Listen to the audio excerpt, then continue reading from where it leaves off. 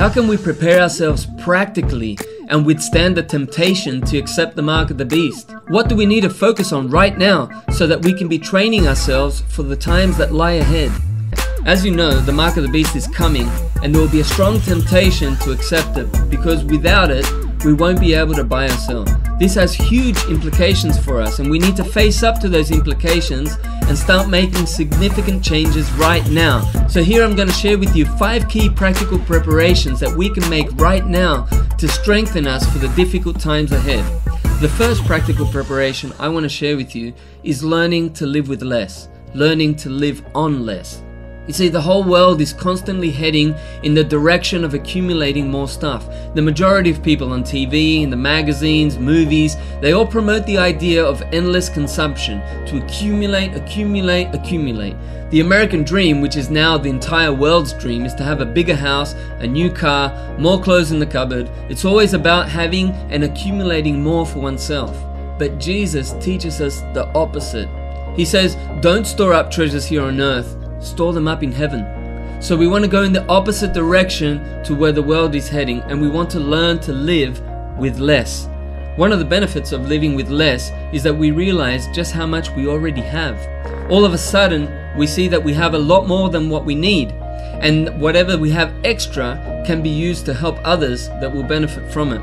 And that's another thing that won't be available to us when the Great Tribulation starts, helping the poor. There isn't going to be the same opportunity to help with people's material needs without taking some serious risks. And the reality is, if you're not using your material wealth right now to help other people in need, then you're probably not going to do it during a time of great persecution. Another important practical preparation we need right now is learn to suffer inconveniences. You see, the mark of the beast is very convenient. Everything is quick, instant, without any pain. And we need to learn to suffer inconveniences if we're going to resist the temptation to accept the mark of the beast. Not participating in the system is going to cost us little by little every step of the way. Even before the mark comes in, we're going to have to suffer inconvenience. And this relates to the next point I want to share, which is learning to go at a different pace. See, the world is always trying to do things faster. New technology helps us to do this a little bit more with each new development. We can travel at higher speeds, we can cook quickly, wash faster, and communicate rapidly. And all of this generates an ever greater need for acceleration. Now, a lot of technology was supposed to help us have more time to do important things, but for the majority of us, it only ends up generating more work and more stress. So in order to resist the system, we have to pause. We have to pause and make space for God and time for people. We need to have this space to be able to truly discover what God wants. A practical example of this are the chip transport cards that were implemented a few years ago in some countries. When some of us saw this coming, we started using bicycles more, something that we didn't do before. But we learned to live at a different rhythm. We learn to go at a different pace and to get used to the reality of being outside the system. Now, another important preparation we need is to make connections with other sincere Christians. You know, we're living in the end times, and the writer of the Hebrews tells us in Hebrews 10:25 that we should not stop getting together with other believers, especially when we see that final day approaching. This is the time that we really need to be encouraging and strengthening one another. This is the time we need to be reaching out and finding other sincere Christians. There's so much hypocrisy in the world that we can really feel alone sometimes.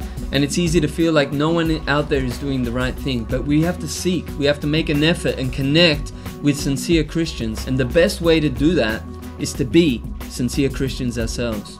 The more sincere we are, the more we're going to attract other sincere people, and the more we're going to repel the hypocrites that don't really want to live the gospel.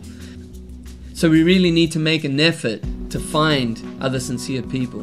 And when we see sincerity in someone, when we see that they really have a heart for serving God, we don't have to focus too much on whether they agree with everything we believe, because the truth is that they can be mistaken and we can be mistaken on a lot of issues. But if there's sincerity, if there's humility and love, then we can truly connect. And that's a big problem that we see, that because of pride, there isn't really a sincere connection between Christians. The connections are very superficial. There's a lot of areas of disagreement among Christians, and they don't want to resolve those areas, or they seem too uncomfortable to resolve. And so people just end up going where they feel more comfortable instead of looking for what will really help them grow in their faith.